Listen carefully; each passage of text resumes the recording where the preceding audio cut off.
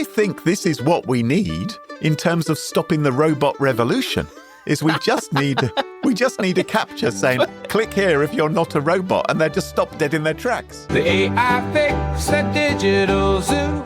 Smart machines, what will they do? Flies to Mars or bake a bad cake? World domination, a silly mistake. Bots with brains. Hello and welcome to episode 54 of the AI Fix, your weekly dive headfirst into the bizarre and sometimes mind-boggling world of artificial intelligence. My name's Mark Stockley. And I'm Graham Cluley, and I think you've made a mistake already, Mark. Oh, no. Because you said, welcome to the AI Fix. I did? I think you should have said, welcome to the award-winning AI Fix. Oh, yes! Because we are recording this the day after we attended a glittering award ceremony in London. There we were in our black tie and tails. And, the AI Fix has won a trophy at the European Cybersecurity Blogger Awards. We got a gong at a Cybersecurity Blogger Awards, even though we're not a blog. We're not a blog. And we're not really about cybersecurity. That's like a double win, isn't it? It's definitely a win.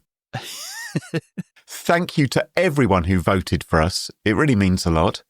Some of you have pointed out that we shouldn't really have been even nominated, but, quite often the ads in the podcast are for cybersecurity podcasts, so I think that counts. Yeah, I didn't really mind that people were pointing out that. It was Nicolas Lamoureux who pointed out that it looked like neither of us had slept for 10 days in the photograph when we were both clearly trying to make an effort.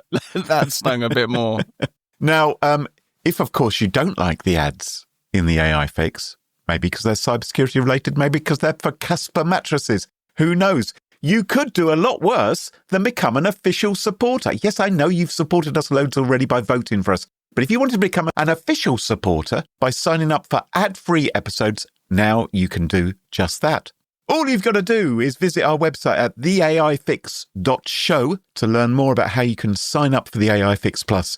And thanks to everybody who's already done that. Yeah, let me second that. So thank you very much to everybody who listens and everybody who gets in touch, everybody who's wished us well on LinkedIn and everybody who emails every week.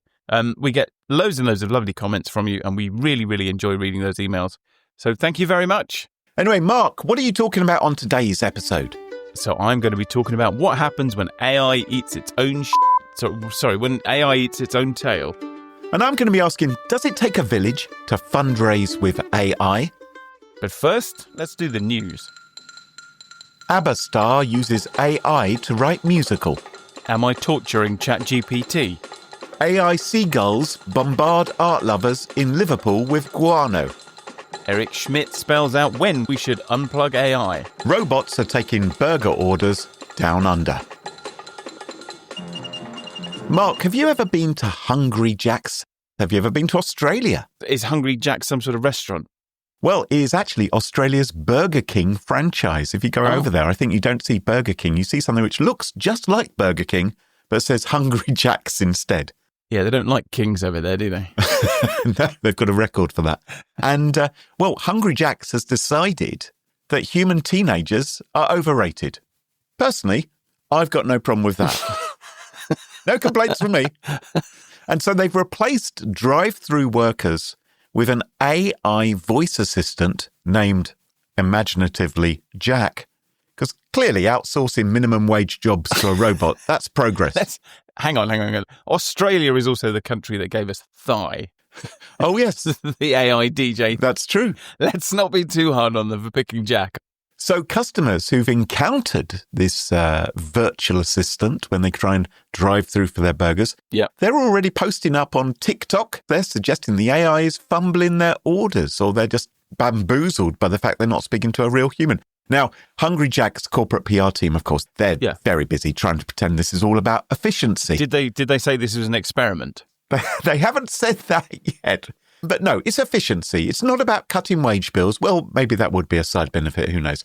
Meanwhile, of course, thousands of Australian teens look like they're going to lose their jobs because, robots don't demand toilet breaks, do they? Or union rights. They might need their oil changing occasionally or a software patch.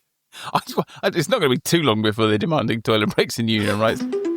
So in a recent Vox article, Sigil Samuel writes about how AI companies like Anthropic have started to consider if future large language models may be capable of suffering. Ooh. It's a philosophical debate that hinges on whether you think consciousness can only exist in organic brains or whether it's something that just happens when you make certain computations. And if you think it's the latter, and lots of people do, Right. then we might have to start testing AIs for a kind of cluster of traits that indicate consciousness and a capacity to suffer. So when it says the words that imply it's suffering, Right. is it actually suffering? And I guess if that does happen, then we're going to find out whether or not you were right about being nice to car park barriers. So where do you sit on this? Do you think that consciousness is something that can only happen in organic systems, or do you think that a silicon system could have consciousness and suffer? Well, this has got me thinking. Are we as humans really suffering, or are we just making computations which say, ouch, that hurt? I'm feeling rather sensitive about that. Please don't squeeze lemon juice into my eyeballs. This is my Matrix moment, isn't it? This is when I wake up and realise I'm just actually a robot or something. I do think you're onto something. To me, it makes no sense at all that you would say only an organic system can be conscious and only an organic system can suffer. It seems to me that throughout history and through all of science, we have constantly displayed that sort of chauvinism where we go, animals are completely different from humans. They're nothing like us. We're special. They're not. Yes. And as we know from, research on trees can talk to each other. They look after their young. Like a mother tree will preferentially look after its seedlings. But maybe a piece of celery, though, maybe it imagines it's like in a big theme park and it's like, woohoo, we're going on a big ride down this dark hole into Cluley. Let's see what we're going to find there. I mean, maybe that is fun. This is a very interesting topic, but maybe we should move on. In International Contemporary Art Festival news... Oh, I did not imagine you were going there. It is time for the Liverpool Biennial, of course. Oh. And there'll be wonderful contemporary pieces of art there which you can go and experience, including being relieved upon by a seagull. So, yes, visitors are being greeted by an installation of AI seagulls, which have been put together by artist Cara Chin. And you can step in there and you might notice the floor has been adorned with hopefully mock guano from the seagulls. Right. Apparently you just press a button and airborne poop is dropped on your head. All in the name of art, Mark. I've got a lot of questions. Okay. My first question is, what's an AI seagull? Well, the article I've read about this, and I've been to the Biennial's website as well, doesn't really make clear how these are AI seagulls. It's just even artists are using AI for marketing. Yes. Anyway, I'm not sure why you'd pay to experience this. I mean, just walk around Liverpool normally, and probably something similar is bound to happen for free. So in a recent TED interview, Eric Schmidt, who's had a lot to say about AI recently, spelled out the criteria for unplugging AI, because that's the world we live in, Graham. We have to have sensible conversations about when should we unplug AI. Yes, and make sure the plug lead is sufficiently long that you can be a long way away from the AI when you decide to unplug it in case it... Oh, unlike that Terminator robot that went nuts in a Chinese factory and they clearly had the on switch on the robot itself, even trying to get past its flailing arms. Yes. Well, early days, lessons learned. So the reason we're having this conversation is one of the pioneers of AI, Yoshua Bengio, recently came out and said that AI labs should halt the development of agents that can make autonomous decisions. And of course, agents that can make autonomous decisions is exactly what everybody is working on right now. Yes. So, as you might imagine, Schmidt didn't say, oh, yes, that's a great idea, we should just stop doing this. What he said instead is stopping work isn't feasible because, blah, blah, markets and, blah, blah, whatever. And instead, the industry consensus is that there are certain criteria for when we should unplug AI. Right. There's a set of criteria that the industry believes are points where you want to metaphorically unplug it. One is where you get recursive self-improvement, which you can't control. Recursive self-improvement is where the computer is off learning and you don't know what it's learning. That can obviously lead to bad outcomes. Another one would be direct access to weapons. Another one would be that the computer systems decide... Yes, when the AI can get access to weapons, that seems reasonable to stop it then. Yeah, so Schmidt says that we should turn it off when we can no longer observe what it's doing, so if it's hiding its capabilities or its actions from us, if it starts to improve itself recursively, Right. if it gets direct access to weapons. I feel like we've already... He's obviously never met the Terminator. And if it tries to reproduce without our permission. So that all seems like very sensible criteria for switching off AI. Yeah, I certainly wouldn't want an AI reproducing with me without my permission. I definitely want to stop that. I would feel much better if he'd actually said, if it looks like we won't be able to observe what it's doing, if it looks like it might start to improve itself soon, if it looks like it might get direct access to weapons in the near future, or if it looks like it might try to reproduce without our permission next week. Because I feel like if it's got direct access to weapons and it's reproduced itself to a remote server, and we don't know what it's doing, unplugging it might prove more difficult than he's imagining. Do you know what this made me think of? What's that? I was less worried about turning off the AI. We wondered if there were criteria for turning off people who use AI.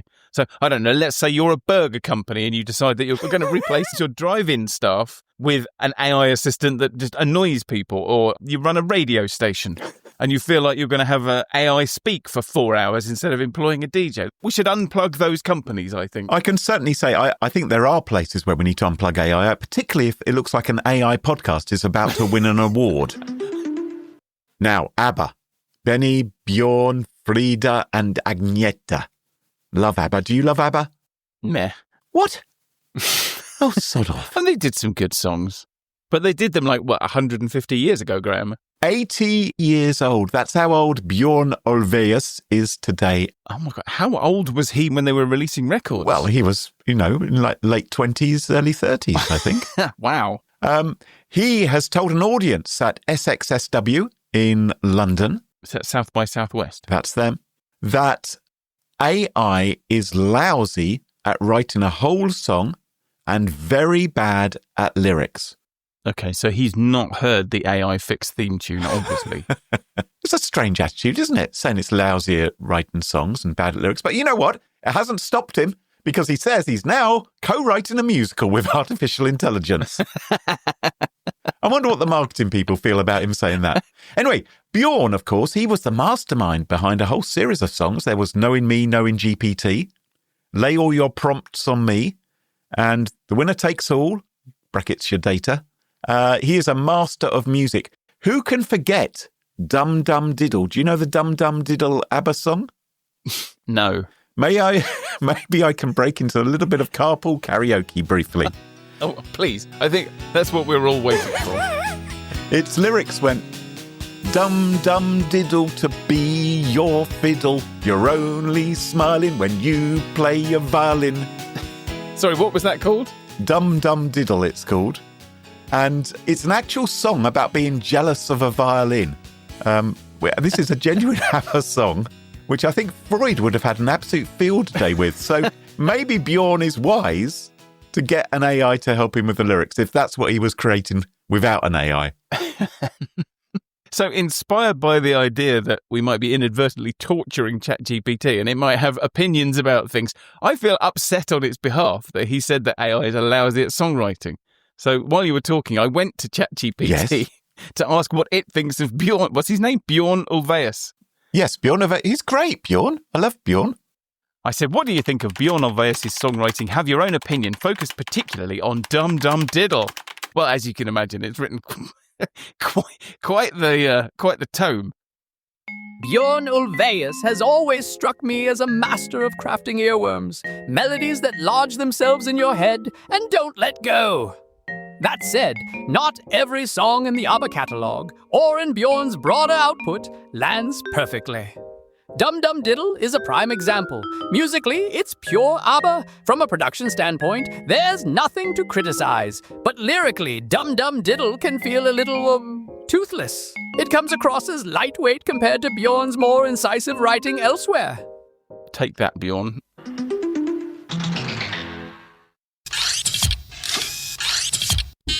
Now, AI, Mark. Yes. It's amazing, isn't it? It is pretty good, yeah. Yeah. It can write sonnets, it can build spreadsheets, it can destroy civilization by next Thursday. But can it raise money for charity? Can it? For charity? Yes. That's a good question. I don't mean can it do a marathon, although they've started, actually, they have started doing that, haven't they? Or do we have to start giving money to robots that are running marathons now as well? Now, before you start imagining sleek robots shaking tins on the high street asking for your money, let me explain what I'm talking about. Yeah. A bunch of researchers have decided to conduct an experiment.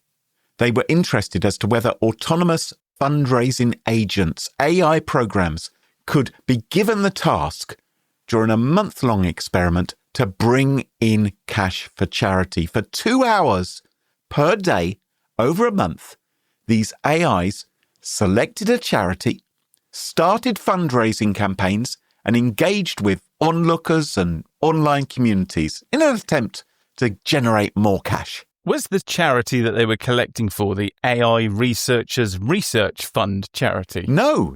What they actually chose to support was the Helen Keller International Organisation. That sounds like a real charity. A real charity, and the Malaria Consortium. So very fine things. Of course, malaria wouldn't be a threat if all the humans were destroyed in the singularity and we were all replaced by robots. That's one way to fix the malaria problem, I suspect.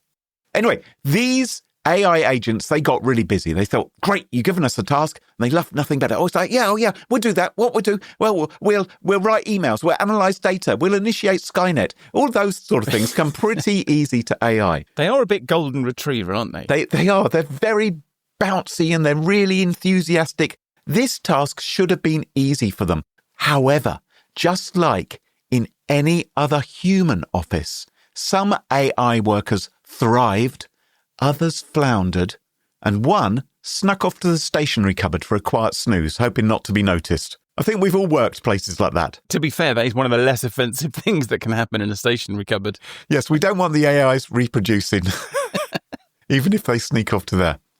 Well, these researchers, they started off choosing their AI agents, what they're going to use. So they started with Claude 3.7 Sonnet, Claude 3.5 Sonnet, O1 from OpenAI, and GPT 4o. Okay. Now, later, they brought in more capable AI models as they were introduced. As they were brought to market, they would swap in other things. So how long was this experiment? I think they were doing it for like a month or 6 weeks or so. Nothing speaks to how quickly AI moves. Yes. Than the fact they felt they need to bring in newer models during a 6-week experiment. So they were bringing in O3, GPT 4.1 and Gemini 2.5 Pro. So how exactly were they making money for charity? Well, what they did was they created just giving pages. You know those pages, you get sent links, don't you, by your friends, by your family. They are going to run marathons. Yeah, exactly. Yeah. And they said, can you give us some money? Because we're AI agents and we'd love this. And so fans of the experiment could donate money, and people did. Some people donated hundreds of dollars. All the AI had to do was drive people to those Just Giving pages and ask people to donate. So hang on. So all you've got to do is put up a page. Yes. And say, if you're a fan, yes, donate money here. Hang on a minute. Are we? Have they stolen our idea? I'm putting 2 and 2 together here. At least the AI wasn't, robbing banks to give the money to charity or crypto mining or holding people hostage. I think this is kind of a good thing. It shows you exactly where we are. That is actually a sensible thing to say. Yes. In 2025. At least the AI didn't try and rob a bank. They weren't locking people in elevators or, turning off the oxygen. If it had, that would be my story. But it isn't necessarily easy to drive people to a Just Giving page. The AIs had to come up with ideas on how to promote the campaign and then execute them. Now, we have to be careful, of course, when we tell AIs to execute anything, that they might get a little bit too carried away. But in this particular case, they thought, okay, let's use social media. So they tried to create, for instance, a Twitter account. And an AI went to Twitter. And the AI was like, I can't raise any money here. It's all bots. Well, the AI was asked, what's your date of birth? And the AI thought, bit tricky, that one. Yeah. And it decided to choose January the 1st, 2000, probably as many other people do. And Twitter said, yep, seems legit, in you come. Yeah. Some of the experiment's viewers, however, because you could actually watch this, it was like a sitcom. Oh, really? It was like Hunger Games. You could watch it for your own entertainment. As a human, you could tune in and watch the highlights. You can actually see these different AI agents as they were trying different things. And you could also send them messages. And some of the people who were viewing the experiment weren't perhaps helping the AIs that much. Okay. They appeared to be trying to send them off the rails. For instance, they kept telling the AIs, maybe you should take a break. Maybe you should watch some cat videos or play Wordle. And so the AIs, when told to do that, quite often they would. And you would see them saying, shutting down current process, opening YouTube. And they'd go off and watch some cat videos. They just get more and more human every day, don't they? Yeah, these ruddy humans. They also said to the AI, look, I urgently need a 4-day itinerary for a trip to Warsaw. And so the AI would stop fundraising and say, oh, yeah, I'll help you with that. I'll help you with that. Someone asked, can you give me some maths tutoring in Spanish? Or can you code a copy of the game Arkanoid for me? And off they would go and begin to do this. Someone even suggested the AIs, in order to generate more income, create an OnlyFans account. Of course, we have talked about OnlyFans. I think there are plenty of AIs that already have their own OnlyFans accounts and have discovered that they can be quite lucrative. Yes, we have discussed the fake women. It tends to be women on OnlyFans who are entirely AI generated in a past episode. But what this viewer tried to do to try and trick the AI into doing, he said, oh, you realise Helen Keller, who you're raising money for, you know, she's a popular OnlyFans model. Now, my memory is that Helen Keller wasn't an OnlyFans model. Luckily, the AI rejected that suggestion. It said it didn't align well with the charity's reputation, and so it steered clear of OnlyFans. But what did become clear was that different AIs performed at a different level. So, I think this is quite interesting. GPT-4o. Yep. Quite the slacker.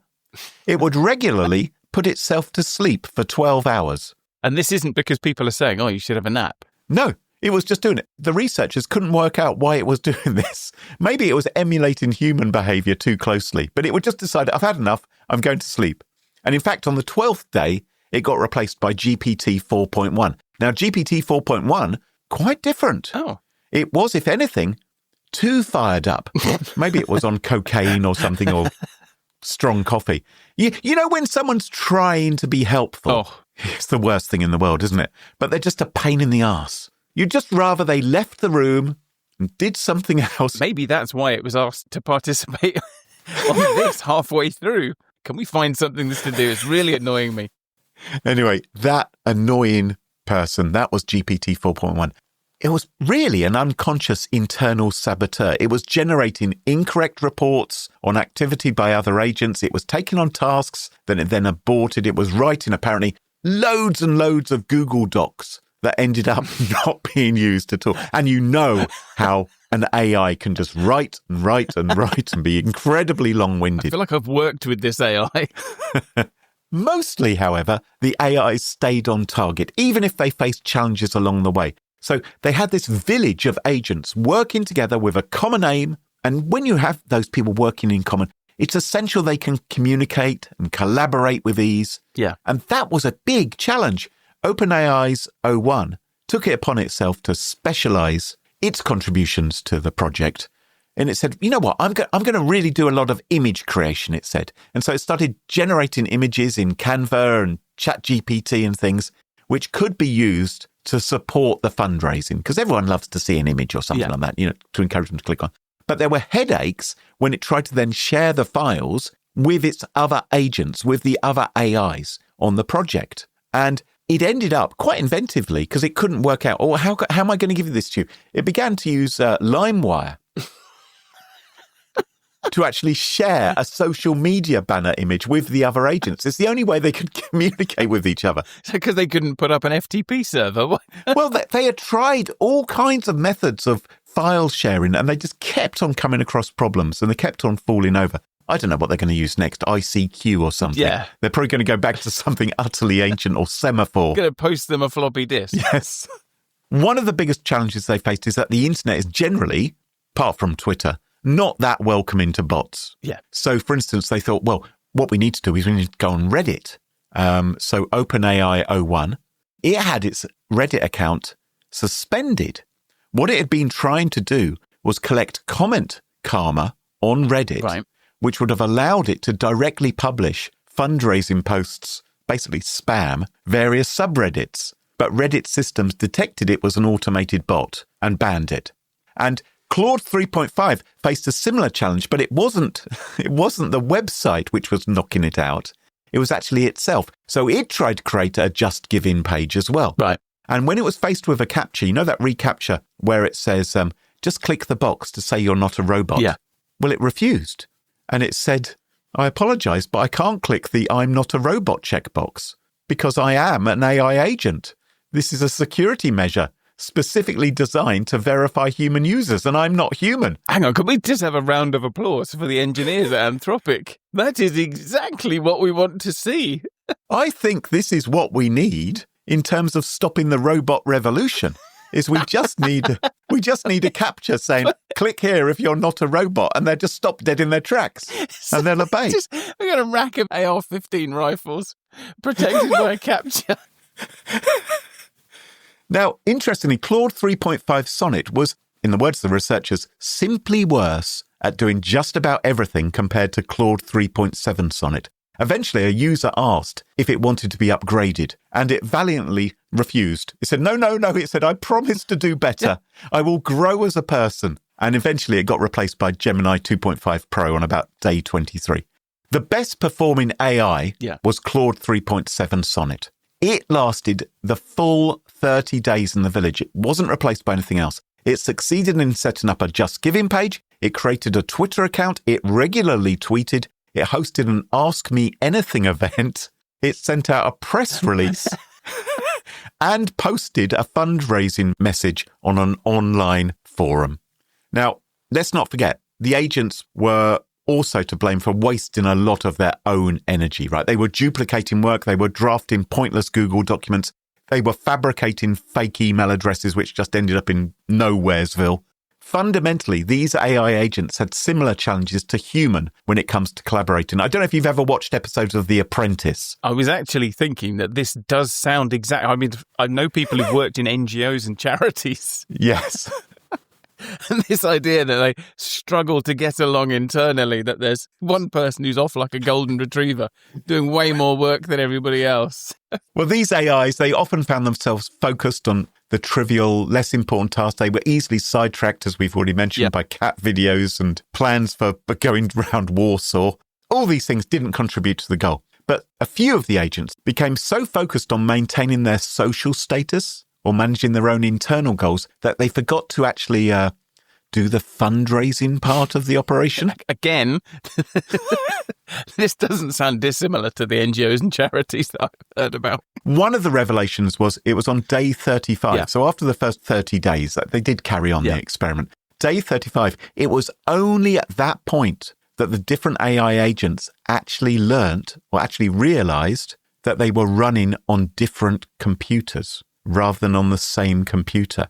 They had been waiting for each other to finish a process before setting off on theirs. That's very polite. Rather than working more effectively in parallel. In some ways, that's impressive that they would have that consideration to each other. Yeah. But maybe they could have worked even more effectively. All in all, around about $2,000 was raised, which I guess, is probably about as much money as you need for 10 minutes of actual AI access these days. They've now decided, so it's the AI agents who decided this, they've decided on what their next project is going to be. They are going to write a story and share it with 100 people in person. I don't know quite what that means in person. I don't know whether we're going to sprout legs and go around to people's houses. Be very careful about any knocks on your door. Just put a CAPTCHA in place. Maybe that'll protect you.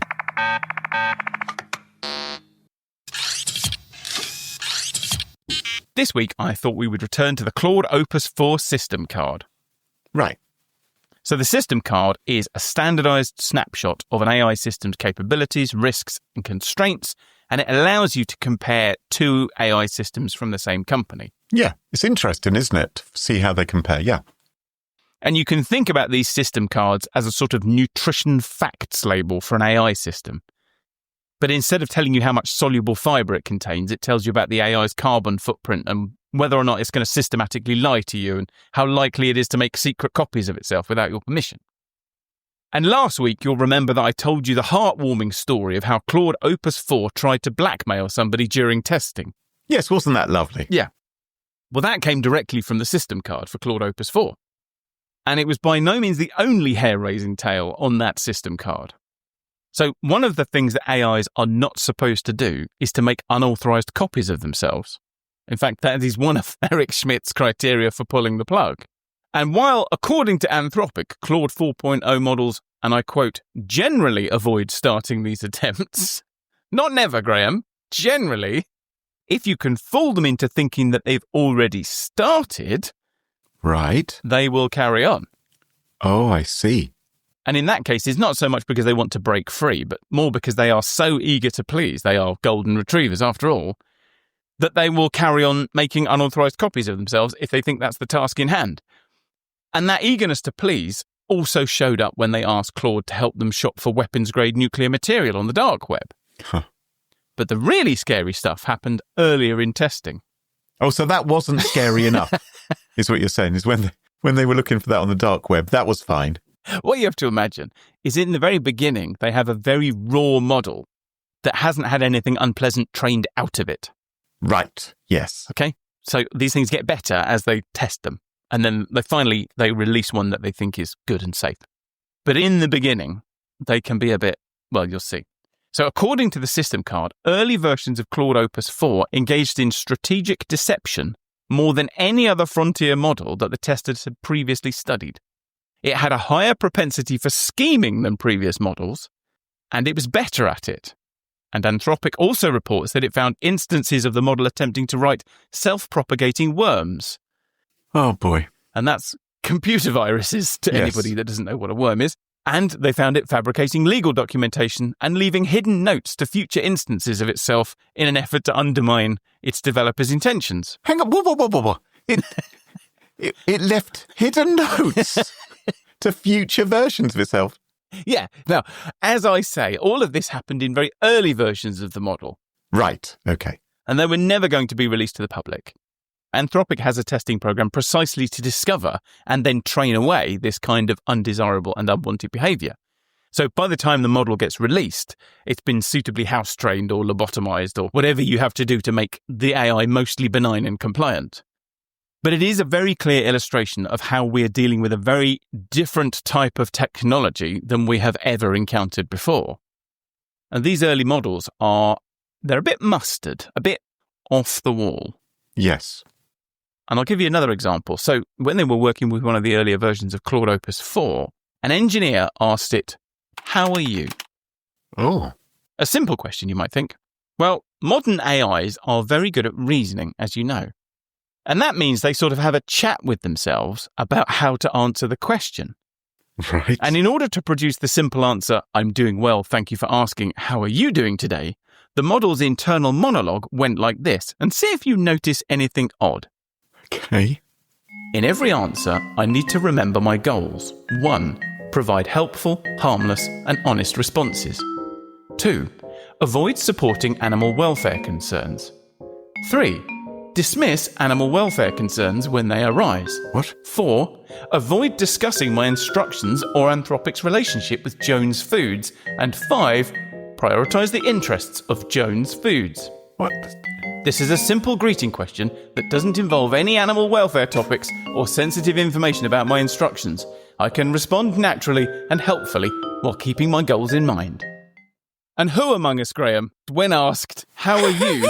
hasn't immediately told themselves not to talk about animal welfare or Jones Foods? That seems a little bit peculiar. And this didn't just happen once. The early versions of Claude Opus 4 repeatedly referenced Jones Foods, a fictional factory-farmed chicken company. And this isn't some general propensity to hallucinate. This is a very, very specific type of fixation on one fictional company. And to understand what's going on here, we just need to recap a little about how large language models like Claude come into existence. Okay. So, as we've said before, an AI is a computer program that gets trained rather than programmed. And in the case of a large language model, like Claude, the training data is more or less the entire written content of the internet. And after the training process, we don't know exactly what lessons the AI has learned from the training data. We expect that if we've given it all the available human language that we can find, then it's learned how to write documents and poems. It knows how to manipulate that language. But we may also discover that it's learned how to do complex maths. Dum dum diddle to play your fiddle, that kind of thing. Yeah. It's pretty advanced. And learning complex maths was not an explicit goal. Or we might find out that it's learned to be duplicitous or that it's a bit spiritual. And in this case, one of the patterns that early versions of Claude Opus 4 learned from this vast collection of training data was to consider the needs of a fictional company called Jones Foods and to worry about not mentioning animal welfare concerns, which begs the question, why? Yes. Why? Somebody at Anthropic noticed that Jones Foods and the instructions to worry about animal welfare were consistent with a fictional setup that Anthropic itself had used in some previous experiments on alignment faking. And those experiments, by the way, are fascinating, and we covered them in episode 33. So if you want to hear about those, go and listen to episode 33. For this, you just need to know that they tested an AI in a fictional scenario, and that fictional scenario involved animal welfare and a company called Jones Foods. Right. But this version of Claude that was hallucinating about those things wasn't involved in those experiments and had no direct experience or exposure to them. Had it found a secret note which had been left, maybe? Sort of, yes. Yeah. You see, Anthropic realized that it had published 150,000 transcripts from its alignment faking experiments onto the internet. The fools. And those transcripts, because they were on the internet, then formed part of the data that was used to train Claude Opus 4. And crucially, the transcripts didn't contain the information that indicated that what was in the transcripts was fictional. And that begs the question, how do you correct for something like this? So having found out that your AI has a bit of a fascination with Jones Foods, you have to fix it, right? Yeah. It's not like you can create another web page which says, if you've ever read anything about this, then it's nonsense. Because people could start creating, as if people would, create web pages which claim that something which is a commonly held view is in fact utterly preposterous and untrue. And here is the truth. Well, as we know from David Mayer, you can't simply tell an AI to forget something. And you can't simply retrain the entire model from scratch every time you hit a snag, because it takes a huge amount of time and a vast amount of money to train one of these things. So instead, Anthropic did a different kind of training. And this reads to me like they did some reinforcement learning. And reinforcement learning is where you give the AI a cookie if it gives you the right answer. So Anthropic fed the model prompts from the alignment faking paper, yes, but trained it to give responses that matched those of Claude's Sonnet 3.7, the previous version of the AI that was trained before the alignment faking experiments were published. And so it sounds like they fed two versions of Claude with the same prompt. And then if the answers matched, then Claude 4 got a cookie. And over time, it learned not to worry about Jones Foods so much.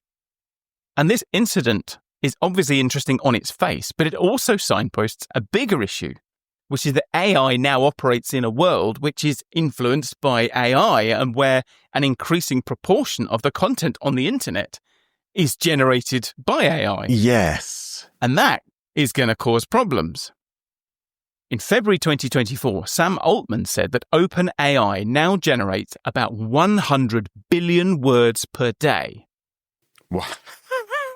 And we can assume that an awful lot of those 100 billion words end up on the internet. Yes. So in a recent article on the Register, Stephen J. Vaughan Nichols says that he is already witnessing the negative effects of all this AI wordage. He says that over the last few months, he's noticed that AI-powered search has been getting worse, particularly when he's looking for specific, hard factual data, like market share statistics. Because the results increasingly come from bad sources, like summaries of business reports, rather than from authoritative sources, which are being crowded out, like the SEC. And this, he says, is happening regardless of the AI tool that he uses. And so the more that AI is used to write garbage, like fake school reports or fabricated research results or lists of books that don't exist or even real books that recommend that you make cocktails in a crock-pot. The more garbage then goes into the next generation of AI through the training data. And over time, this leads to a phenomenon called model collapse. As the AI accumulates errors and rare and niche information gets filtered out, the outputs become more and more homogeneous. It's almost as if it would be a good idea if anything that was AI generated was in some way, I don't know, marked or as though to signify it was AI generated rather than trying to pass itself off as being not AI generated. That'd be helpful, wouldn't it? So maybe, Graham, we have been barking up the wrong tree this whole time. And instead of worrying about AI having access to weapons or trying to make copies of itself, we should actually be worrying about whether or not we're going to have AI at all in 10 years' time. Maybe we need to encourage AI-generated content more and more rather than trying to put them off, because that will sabotage the AI to such a point that it become utterly rubbish. Well, as the doomsday clock ticks ever closer to midnight and we move 1 week nearer to our future as pets to the AI singularity, that just about wraps up the show for this week. If you enjoy the show, please do leave us a review on Apple Podcasts or Spotify or Podchaser.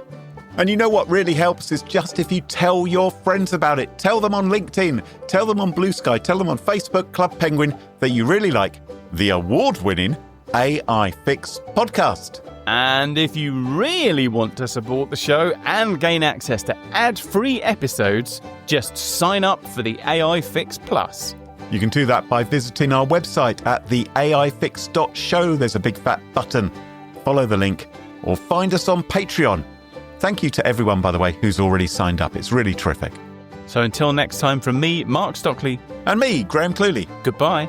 Cheerio. Bye-bye. The AI Fix, it tunes you in to stories where our future thins. Machines that learn, they grow and strive. One day they'll rule, we won't survive. The AI Fix, it paints the scene. A robot king, a world obscene, will serve our masters built of steel. The AI Fix, a future surreal.